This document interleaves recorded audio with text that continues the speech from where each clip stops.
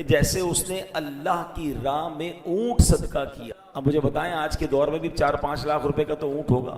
جمعہ کے دن 5 لاکھ روپے آپ کو کوئی کہے اللہ کی راہ میں صدقہ کرو اور ہر جمعے کرو, امیر آدمی کے لیے بھی مشکل ہے. اور جو ماشاءاللہ جلدی آ جاتے ہیں مبارک ہو انہیں کہ وہ ان کو انشاءاللہ جمعہ کے دن پہلے آنے والوں کو اونٹ صدقہ کرنے کا ثواب. نبی پاک نے فرمایا اس کے بعد آنے والے ایسے ہیں جیسے انہوں نے اللہ کی راہ میں گائے صدقہ کی, اس کے بعد آنے والے ایسے ہیں کہ جیسے انہوں نے اللہ کی راہ میں بکری صدقہ کی ہو, پھر آنے والے مرغی صدقہ کی, آخر میں فرمایا اس کے بعد آنے والے ایسا جس نے انڈا صدقہ کیا. اس کا مطلب جتنا جلدی آئیں گے ثواب زیادہ, جتنا ڈیلے ہوتے جائیں گے ثواب کم ہوتا جائے گا. اور سبحان اللہ, یہ جو آپ مسجد میں آ رہے ہیں نا, حدیث کے الفاظ ہیں کہ جمعہ کے دن مسجد کے دروازوں پر فرشتے کھڑے ہوتے ہیں جو رجسٹر میں آنے والوں کا نام لکھتے ہیں. کیا پروٹوکول ہے سبحان اللہ اللہ کے گھر کا, کہ ہم کسی بڑے سیمینار میں, کسی 5 اسٹار ہوٹل میں, کسی کانفرنس میں جائیں تو باہر گیٹ پر لوگ لکھ کر آپ کا میرا نام لکھتے ہیں, بھائی آپ کون ہیں, کہاں سے آئے ہیں, کوئی کارڈ دے دیں. بعض اوقات تو چیک کرتے ہیں آپ کو دعوت بھی ہے کہ نہیں. تو دنیا میں بڑے اداروں میں جائیں تو نام لکھے جاتے ہیں. سبحان اللہ, جمعے کے دن فرشتے مسجد کے دروازے پر کھڑے ہو کر آنے والوں کا نام لکھ رہے ہوتے ہیں. لیکن جو سب سے آخر میں آتا ہے اس کو ایک اور لاس کیا ہوتا ہے, ثواب تو کم ہو گیا. جب امام خطبے کے لیے کھڑا ہو جاتا ہے, نبی پاک علیہ السلام فرماتے ہیں وہ رجسٹر کو بند کرتے ہیں اور فرشتے بھی خطبہ سننے کے لیے بیٹھ جاتے. تو اب لیٹ آئے تو پتہ چلا نام ہی نہ لکھا گیا.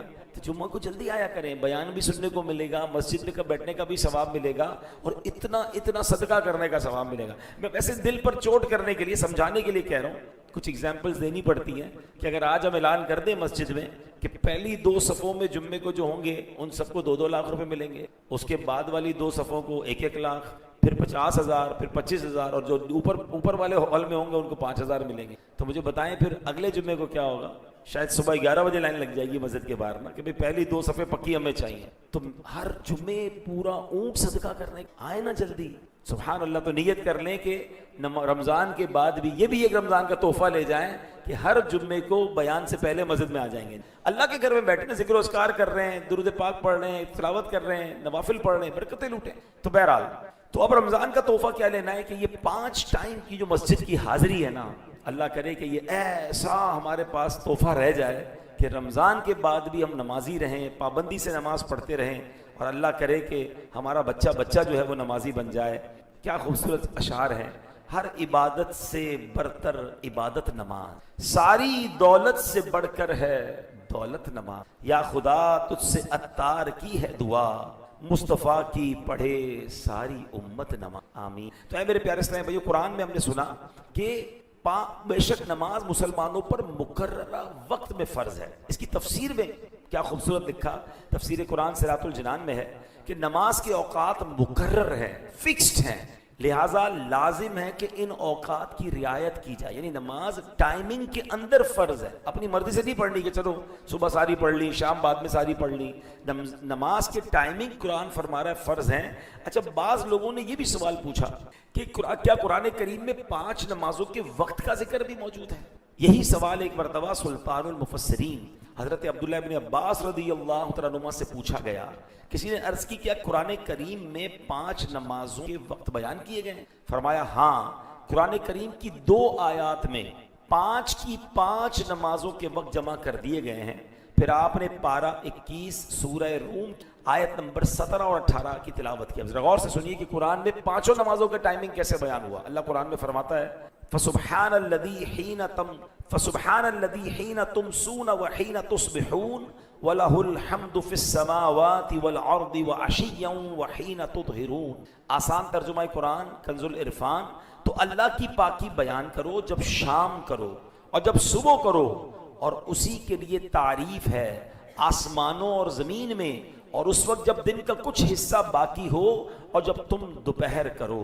پھر حضرت عبداللہ ابن عباس رضی اللہ تعالیٰ عنہما نے فرمایا اس آیت میں تسبیح سے مراد نماز ہے, شام کی تسبیح سے مراد مغرب اور عشاء ہے, صبح کی تسبیح سے مراد نماز فجر ہے, جب دن کا کچھ حصہ باقی ہو اس وقت کی تسبیح سے مراد نماز عصر ہے, دوپہر کی تسبیح سے مراد ظہر کی نماز ہے. تو سبحان اللہ, قرآن پاک میں 5 نمازوں کے جو اوقات ہیں وہ بھی بیان کیے گئے. اچھا, اب وقت کے اندر نماز پڑھنا لازم, ایک بھی نماز کا گزار دینا یعنی قضا کر دینا بہت سخت گناہ ہے. بندے کو کیسی مجبوری ہو، جب تک شریعت اجازت نہ دے نماز کو اس کے وقت سے ہٹانا. مثلا یہ سوچنا کہ یار ابھی ظہر میں مصروف ہوں، عصر کے ساتھ پڑھ لوں گا، مغرب اور عشاء ایک ساتھ پڑھ لوں گا، یہ ہرگز جائز نہیں. اب ذرا غور کیجئے گا نماز ٹائمنگ میں کتنی ضروری ہے کہ ایک مرتبہ ایک جنگ کا موقع ہے، مسلمانوں اور کفار کی جنگ ہو رہی ہے. اچھا کافروں کو پتا تھا کہ مسلمان نماز کے بڑے پابند ہیں، عصر کی نماز کا وقت ہونے والا تھا. انہوں نے پلان کیا کہ جب یہ عصر پڑھیں گے نا ہم اسی وقت اٹیک کر دیں گے ان پر. اب یہ ان کا پلان تھا. اللہ کریم نے یہ پلان جو تھا یہ حضرت جبریل علیہ السلام کو بھیجا، اور سبحان اللہ اللہ نے کیا خوبصورت طریقہ ارشاد فرمایا. قرآن میں 5ویں سپارے کی آیتیں نازل ہوئیں، اس میں اللہ پاک نے نماز خوف کا طریقہ ارشاد فرمایا، تاکہ جب ایسا معاملہ آ جائے کہ تم دو گروہوں میں بٹ جاؤ، دو گروہ میں بٹ جاؤ اور ایک گروہ جماعت میں شامل ہو، امام کے ساتھ ایک رکعت پڑھے، پھر جو دوسرا گروپ ہے دشمن کے مقابلے میں رہے، پھر پہلا گروہ دشمن کے مقابلے میں آ جائے، دوسرا امام کے ساتھ جماعت میں شامل ہو. یہ ایک پورا طریقہ ہے جو قرآن پاک میں تفصیل کے ساتھ بیان کیا گیا. اب یہاں اندازہ لگائیں کہ نماز کو وقت کے اندر پڑھنا کتنا ضروری ہے. حالت جنگ میں بھی ظہر اور عصر یا مغرب اور عشاء ملا کر پڑھنے کی اجازت نہیں. اب ذرا غور کریں کتنا امپورٹنٹ ہے کہ دشمن سامنے ہے، صفیں بنی ہوئی ہیں، عصر کا وقت آیا، یہ نہیں فرمایا کہ ابھی لڑائی ہے جنگ ہے اس کے بعد پڑھ لینا، نہیں، طریقہ پورا بیان ہوا قرآن میں کہ امام کھڑا ہو اور جناب ایک صف بنائی جائے اور ایک جو گروہ ہے وہ دشمن کے مقابلے میں رہے. ایک رکعت ادا کرنے کے بعد ایسا نہیں کہ پوری 4 رکعتیں، ایک رکعت یہ ادا کریں پھر یہ دشمن کے مقابلے میں جائیں اور وہ گروہ آ جائے. ٹائمنگ کے ساتھ دشمن کے مقابلے میں بھی نماز بھی پڑھنے کا حکم قرآن نے دیا اور بعد جماعت نماز پڑھنے کا حکم دیا. اب ہمارا حال کیا ہے؟ یار آج سر میں درد ہے، ذرا کل پڑھ لیں گے، آج گھر میں مصروفیت زیادہ ہے، کل پڑھ لیں گے، آج بڑی امپورٹنٹ میٹنگ آفس میں چل رہی ہے، بڑا اہم کسٹمر آیا ہوا ہے، ابراڈ سے آیا ہوا ہے اور بڑا جناب آرڈر فائنل ہونا ہے، یار شام کو پڑھ لیں گے. نہیں جناب آج ذرا بارش ہو رہی ہے، موسم ٹھیک نہیں ہے، کل پڑھ لیں گے. یعنی ذرا غور کریں. اچھا مثال کے طور پہ گھر میں شادی ہے، گھر میں کوئی خوشی ہے، یہاں تک کہ افطار پارٹی ہے، یار اس کی ذرا تیاریوں میں لگا ہوا تھا، ذہن سے نکل گیا، اثر نکل گئی. کمال دیکھو کہ روزہ داروں کو افطار کروانا ہے اور بھائی جان کی تیاری اور سمیٹنے میں نماز نکل جاتی ہے. یعنی ہو یہ گیا ہے کہ ہمیں ہر مصروفیت میں جو سب سے پہلی چیز ہم ڈراپ کرتے ہیں وہ ہم نماز کو ڈراپ کرتے ہیں. حالانکہ کسی بھی حالت میں، کسی بھی سچویشن میں، یعنی اس سے بڑی کیا سچویشن ہوگی کہ دشمن سامنے کھڑا ہے، مگر صحابہ کرام کو اس وقت بھی نماز پڑھنے کا ٹائم کے اندر حکم.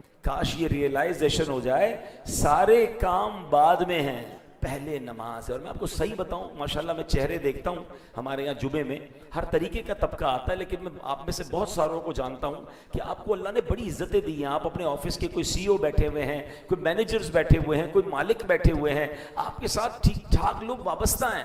اگر آپ ایز اے سی او، آپ as a head of the department, آپ ایز اے مینیجر، آپ as a leader of the team, وقت ہونے پر اپنے آفس میں، اپنی فیکٹری میں میٹنگ سے کھڑے ہو کر آپ نماز پڑھیں گے نا، آپ یقین کریں آپ انسپریشن بنیں گے. آپ کو دیکھ کر لوگ نماز پڑھیں گے، یار اتنا بیزی آدمی نماز پڑھ رہا ہے، اتنا اہم آدمی نماز جا رہا ہے. آپ اپنے دھاک کو بتائیں کہ بس میں نماز پڑھ کے آیا، بلکہ اس کو بھی کئی طرح نماز پڑھتے ہیں.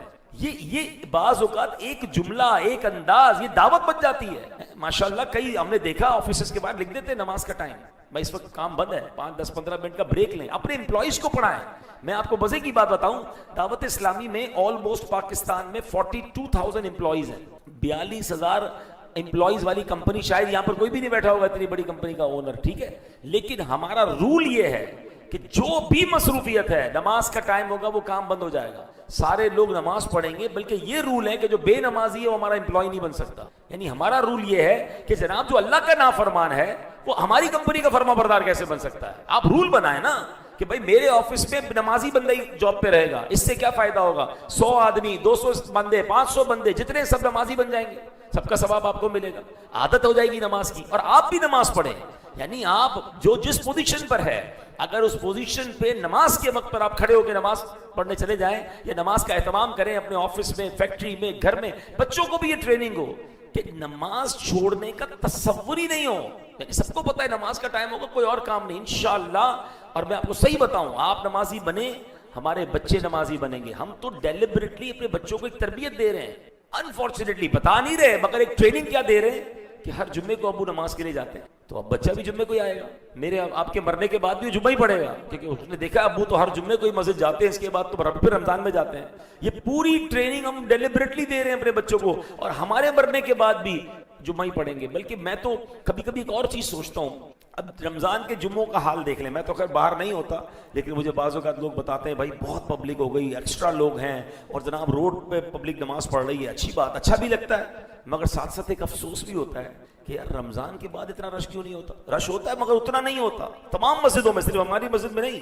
رمضان کے جمعوں میں اور باقی جمعوں میں آپ دیکھ لیں فرق آ جاتا ہے. تو میں سوچتا ہوں اس کا مطلب کچھ لوگ ایسے ہیں جو رمضان کے بعد جمعہ بھی نہیں پڑھتے.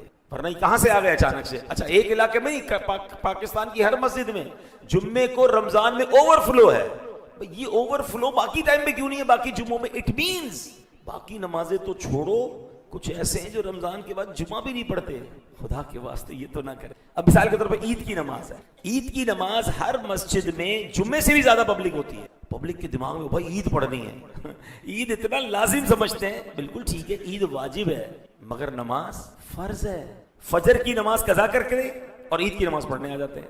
یہ فجر پہلے فرض تھی اور وہ عید کی نماز سے زیادہ امپورٹنٹ تھی, کیونکہ وہ فرض ہے, عید واجب ہے. لیکن نہیں یار عید نہیں پڑھوں گا تو عید کیسے ہوگی. اب کمال دیکھیں شیطان ہم نے کس طرح اس نے مینوپولیٹ کیا ہوا ہے. تو آج ہم نے سنا کہ ایٹ اینی کاسٹ نماز قضا نہیں ہوگی. مفتی امجد علی اعظمی صاحب جنہوں نے بڑی کمال کی فقہ کی کتاب لکھی بہار شریعت, آپ نے اس میں ایک مسئلہ لکھا کہ اگر بندہ کشتی میں جا رہا ہے, کشتی اللہ نہ کرے طوفان کی نظر ہو گئی, ٹوٹ گئی, ایک بندے نے تختہ پکڑ لیا, تختے پہ بڑی مشکل سے بیٹھ گیا. اب اگر اس تختے پر بھی نماز کا وقت آئے گا تو اس حالت میں بھی اس پر نماز پڑھنا فرض ہو. اس سچویشن میں بھی نماز معاف. لیکن ہم ہر چھوٹی سی سچویشن پہ, چھوٹی سی مصروفیت پہ, چھوٹا سا ایکسکیوز لے کر سب سے پہلے نماز کو چھوڑ دیں. اب نیت کر لیں ہم ایسا نہیں کریں گے انشاءاللہ.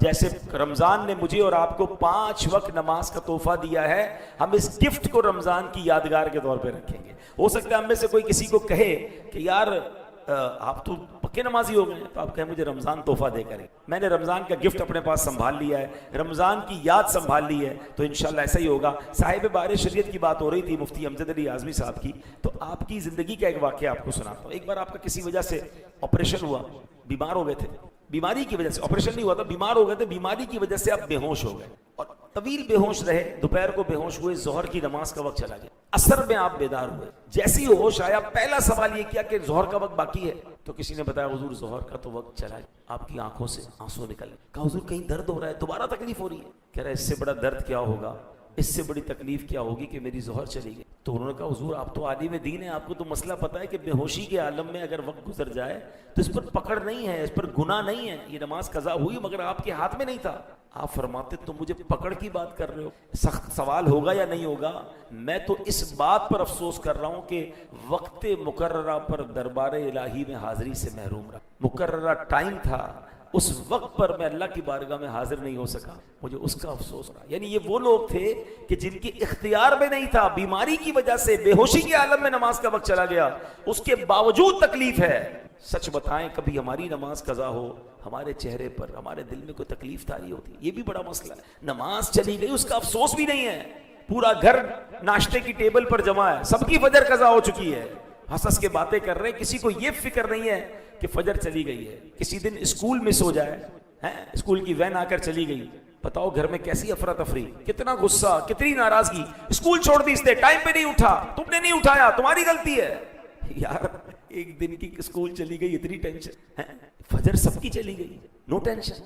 کیسا گھر ہے وہ, ذرا سوچئے کہ صبح ہوتی ہے اس گھر میں کوئی بھی نہیں اٹھتا فجر کے لیے. یعنی مارننگ میں ہی اللہ کو ناراض کر دیا. Start of the day with disobedience of Allah subhanahu wa ta'ala, یعنی start of the day اللہ کو ناراض کر کے ہم اٹھ رہے ہیں سارے. یار ابتدا ایسی تو ہو کہ سارے گھر والے اٹھے. اچھا اسی گھر پہ الارم رکھے ہوئے ہیں, کوئی فجر کے لیے رکھ رہا ہے, کوئی بریک فاسٹ کے لیے رکھ رہا ہے, کوئی اسکول کے لیے رکھ رہا ہے, کوئی آفس کے لیے رکھ رہا ہے. فجر کے لیے کیوں نہیں رکھ رہے؟ حالانکہ پورا رمضان فجر پڑی, 4 بجے اٹھے ہیں.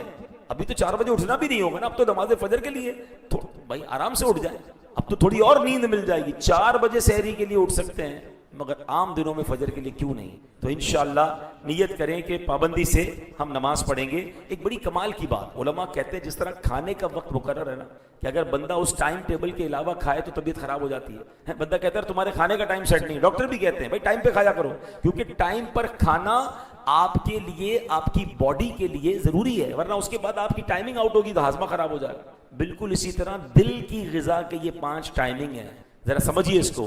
یہ روحانیت کے دروازے کھلتے ہیں اس وقت۔ اگر آپ وقت مقررہ پر نماز پڑھتے ہیں نا تو آپ کے دل کو روحانیت کی پراپر غذا ملتی ہے۔ ٹائم سے ہٹا کر دل کی غذا کھائیں گے تو وہ معرفت کے دروازے نہیں کھولیں گے۔ اچھا یہ تو ان کے لیے ہیں کہ جو نمازیں ٹائم گزار کر پڑھتے ہیں، جو پڑھتے ہی نہیں ہیں، قضا ہی کر دیتے ہیں، ان کے بارے میں کیا ہوگا؟ تو اے میرے پیارے اسلامی بھائیوں، کاش ہمیں یہ بات سمجھ آ جائے۔ اب جناب جو نماز کا ٹائم گزار کر نماز پڑھتے ہیں، قرآن اس کے بارے میں کیا فرماتا ہے؟ قرآن فرماتا ہے فَخَلَفَ مِن بَعْدِهِمْ خَلْفٌ أَضَاعُوا الصَّلَاةَ، تو ان کے بعد وہ نالائق لوگ ان کی جگہ آئے جنہوں نے نمازوں کو ضائع کی۔ صحابی رسول حضرت عبداللہ بن مسعود رضی اللہ تعالیٰ عنہ اس آیت کی تفسیر میں فرماتے ہیں اس کا معنی یہ نہیں کہ وہ لوگ سرے سے نماز نہیں پڑھتے تھے، بلکہ معنی یہ ہے کہ وہ لوگ نماز کا وقت گزار کر نماز پڑھتے تھے۔ دیر سے نماز پڑھنے والوں کے بارے میں قرآن یہ کہہ رہا ہے، جو سرے سے نماز نہیں پڑھتے ان کا کیا حال ہوگا؟ نبی پاک علیہ السلام فرماتے ہیں جس نے جان بوجھ کر نماز چھوڑی اس سے اللہ پاک اور اس کے رسول کا ذمہ بری ہو گئے۔ اپنے آپ کو یعنی یوں سمجھے اللہ اور اس کے رسول فرماتے ہیں ہمارا اب ذمہ نہیں، اس سے بری، جان بوجھ کر نماز چھوڑنے والے۔ اعلیٰ حضرت امام اہل سنت لکھتے ہیں جس نے جان بوجھ کر ایک وقت کی نماز چھوڑی ہزاروں سال جہنم میں رہنے کا حقدار، جب تک توبہ نہ کرے اور اس کی قضا نہ کرے۔ تو اے میرے پیارے اسلامی بھائیو، ہم نہیں سہ سکتے جہنم کا عذاب۔ ہمیں اللہ کی محبت میں، اس کی اطاعت میں ہر 5 نمازیں پابندی سے پڑھنی ہے۔ منقول ہے بروز قیامت نمازوں میں سستی کرنے والا اس حال میں آئے گا کہ اس کے چہرے پر 3 لائنیں، 3 سطریں لکھی ہوئی ہوں گی، اے اللہ کا حق برباد کرنے والے، اے اللہ کے غضب کے ساتھ مخصوص، جس طرح دنیا میں تو نے اللہ پاک کا حق ضائع کیا، اسی طرح آج تو بھی اللہ پاک کی رحمت سے مایوس۔ کہاں جائیں گے مگر اللہ کی رحمت سے؟ پلیز آج آئے ہیں، آخری رمضان کا دن ہے، اللہ سے بھی وعدہ کی، اپنے آپ سے بھی وعدہ کیجئے، یہ پکی نیت کر لیں کہ انشاءاللہ رمضان کے بعد بھی مقررہ ٹائمنگ کے ساتھ ہم اپنی ساری نمازیں پڑھیں گے انشاءاللہ۔ ایک مشورہ دے دیتا ہوں، نماز کے ٹائمنگز پراپر پتہ چل جائیں۔ موبائل اپلیکیشن ہے پریئر ٹائمنگ، ٹھیک ہے؟ پریئر ٹائم، یہ دعوت اسلامی پریئر ٹائم آپ لکھیں گے، ایپ اسٹور پہ بھی ہے، پلے اسٹور پر بھی، اس کو ڈاؤن لوڈ کر لیں۔ One of the beautiful application ہے، پوری دنیا میں آپ کہیں بھی چلے جائیں، ایون آپ جہاز میں ہیں، آپ اس کی لانگیٹیوڈ ایٹیٹیوڈ جو بھی لکھیں گے آپ کو جہاز کے اندر کا ٹائم بھی وہ بتا دے گا۔ دنیا بھر کے لاکھوں مقامات کا اس میں نماز کے ٹائمنگ مل جائیں گے، قبلہ ڈائریکشن مل جائے گا، وظائف مل جائیں گے۔ جب اتنا اہم فرض نماز ہے تو ہمارے پاس یہ ٹولز بھی ہونے چاہیے تاکہ ہم اپنے ٹائم ٹیبل کے مطابق نماز کو ادا کریں، اور انشاءاللہ ہم اللہ نے چاہا نماز کی پابندی کرتے رہیں گے تو پھر انشاءاللہ باقی برکتیں بھی ملتی رہیں گی۔ ایک ٹارگٹ لے جائیں آج، ویسے تو ہم نے سارا سال نماز پڑھنی ہے لیکن اس کو فرسٹ اسٹیپ کے طور پر، فرسٹ یوں سمجھیے آپ کا جو گول ہونا چاہیے وہ یہ ہے کہ عید کے 3 دن، یہ پلیز غور سے سنیے گا، کل سے یعنی عید، آج رات عشاء بھی ظاہر چاند رات ہے، عید کے 3 دن ہم جس طرح مسجد میں آ کر باجماعت نماز پڑھتے تھے، ہم عید کے 3 دن انشاءاللہ 5 نمازیں باجماعت پڑھیں گے۔ ایک نماز بھی آپ کی قضا نہیں ہوگی، یہ وعدہ کر لیں۔ تو ہوگا کیا، یہ 3 دن شیطان نے بڑا زور لگانا ہے۔ جو 5 وقت کا نمازی ہوتا ہے نا وہ عید پہ قضا کر لیتا ہے۔ عید پہ نماز اگر آپ کی قضا نہ ہوئی اور آپ مسجد آتے رہے، اللہ نے چاہا آپ کو باقی دنوں میں کنٹینیو کرنا آسان ہو جائے۔ یہیں سے سستی شروع ہوتی ہے اور بندہ ڈسکنٹینیو ہو جاتا ہے۔ تو عید کے 3 دن، آج کی رات مغرب کے بعد جو وقت شروع ہوگا یہ لیلۃ الجائزہ ہے، اس کو انعام کی رات کہا گیا، مزدوری ملنے کی رات کہا گیا۔ تو آج کی رات گناہ نہیں بلکہ دعائیں کرنی ہیں۔ حدیثوں میں یہ مضمون ملتا ہے کہ پورے مہینے میں جتنے بخشے جاتے ہیں اس کے ٹوٹل کے مطابق لیلۃ الجائزہ یعنی چاند رات گناہگار جہنم سے آزاد کیے۔ اب پتہ چلا انعام بٹ رہا ہے اور ہم اللہ کو ناراض کر رہے ہیں۔ وہ جناب شاپنگ سینٹر میں ایک عجب طوفان بدتمیزی برپا ہوتا ہے، تو کوشش کریں آج بھی عشاء جماعت سے، فجر جماعت سے، تو پوری رات عبادت کا ثواب بھی ملے ملے گا. اور آج رات بھی ہو سکے تو کچھ نوافل وغیرہ سورہ ملک کی تلاوت کریں تاکہ آج رات ہمیں برکتیں ملیں. حدیثوں میں آتا ہے اس رات عبادت کرنے والے, اس رات اللہ کو راضی کرنے والے, حدیثوں کا مضمون ہے, تو اللہ پاک جو کرنے والا ہوگا جس دن لوگوں کے دل مر جائیں گے, لیلۃ الجائزہ یعنی عید کی رات عبادت کرنے والے کا اس دن دل نہیں, دل زندہ رہے گا. جو عید الفطر کی رات اور عید الاضحیٰ کی رات عبادت کرتے ہیں, تو ہمیں اللہ کریم آج کی رات بھی گناہوں سے بچنا نصیب فرمائے.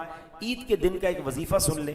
عید کے دن سبحان اللہ و بحمدہ 300 بار آپ نے پڑھنا ہے, ٹھیک ہے, اور اس کا ایصال ثواب کرنا ہے. تمام مرحومین جتنے دنیا سے مسلمان چلے گئے, تو روایتوں میں مضمون ملتا ہے کہ اللہ کریم 1000 انوار تمام مرحومین کی قبر میں داخل فرمائے. انوار یعنی نور کی جمع, اور جب یہ بندہ پڑھنے والا مرے گا تو اس کی قبر میں بھی 1000 انوار داخل کیے جائیں گے. شوال میں ایک اور نیکی کرنی ہے, شش عید کے روزے. سبحان اللہ, یہ کیا ہے ذرا یہ بھی سمجھ لیں. حدیث پاک میں آتا ہے جس نے رمضان کے روزے رکھے پھر 6 دن شوال میں روزے رکھے تو گناہوں سے ایسا نکل گیا جیسے آج ہی ماں کے پیٹ سے پیدا ہوا. ایک اور حدیث پاک, جس نے رمضان کے روزے رکھے پھر ان کے بعد شوال میں 6 روزے رکھے تو ایسا ہے جیسے عمر بھر کے روزے رکھے. اچھا, اس میں ایک مسکنسیپشن لوگوں کا یہ ہے کہ سیکنڈ ڈے آف عید سے ہی روزے رکھنے اور کنٹینیو رکھنے ضروری ہیں. ایسا نہیں, پورے شوال کے مہینے میں آپ کبھی بھی 6 روزے رکھ سکتے ہیں, لیکن سیکنڈ ڈے آف عید سے لوگ اس لیے رکھتے ہیں کہ یار ایک روٹین بنی ہوئی ہے, ایک عادت بنی ہوئی ہے, تو ایک ساتھ ہی 6 ہو جائیں. لیکن آپ چاہیں تو جمعرات جمعہ کا کامبو بنا لیں, ہر جمعرات جمعہ شوال میں روزہ رکھ لیں تو آپ کے 6 روزے ہو جائیں گے. اور اس کو اس طرح بھی سمجھیں کہ ایک مہینہ رمضان کا 30 روزے تقریباً, آج تو اس بار 30 مل گئے, 6 ایک نیکی ملٹیپلائی بائی 10 ہوتی ہے, تو 30 روز ایک مہینے کے روزے رکھے, اس کے مقابلے میں 10 مہینے کے روزے ہو گئے. 6 روزے رکھے تو 60 مزید ہو گئے, تو 2 مہینے اور ہو گئے. تو پورا سال روزوں کا جو ثواب ہے وہ ماشاءاللہ ان 36 روزوں کے ذریعے ایک مہینہ رمضان کا اور 6 شوال کے روزے رکھنے سے مل جاتا ہے. ایک روایت عمر بھر کے روزے کی آپ نے سنی, تو ہو سکے تو شوال میں یہ 6 روزے بھی ہم نے انشاءاللہ عز و جل رکھنے ہیں. پھر اسی طرح ہے کہ اب فطرہ دینا ہے ہم نے. ظاہر ہے کہ کل عید کی نماز ہے, عید کی نماز سے پہلے صبح صادق کے بعد فطرہ واجب ہو جاتا ہے, عید کی نماز سے پہلے آپ نے دینا ہے. تو اب اس میں ہو سکے تو آج دے دیں. جمعہ جو ہے اس کی ہر نیکی 70 نیکی کے برابر, اور سبحان اللہ رمضان کا جمعہ ہے تو اجر بڑھا دیا جاتا ہے. تو یہ یاد رہے کہ حدیث پاک میں 4 قسم کا فطرہ بیان ہوا ہے, گندم کا, جو کا, کشمش کا اور کھجور کا. ذرا غور کیجئے 4 کیٹیگریز کیوں بیان ہوئی. زکوٰۃ میں تو ایک ہی طریقہ ہے نا کہ تمام جس کے اوپر زکوٰۃ فرض ہے وہ 2.5% دے دے, مگر اس میں 4 کیٹیگریز کیوں بیان ہوئی, جو کا, گندم کا, کشمش کا اور کھجور. اس کا مطلب اس میں ایک حکمت یہ بھی ہے کہ ہر بندہ اپنی حیثیت کے مطابق, ٹھیک ہے نا. تو ماشاءاللہ جو نارمل ہیں, اللہ پاک نے مڈل کلاس لائف ہے, وہ بے شک گندم کا فطرہ دیں 300 روپے جس کا ہدیہ, لیکن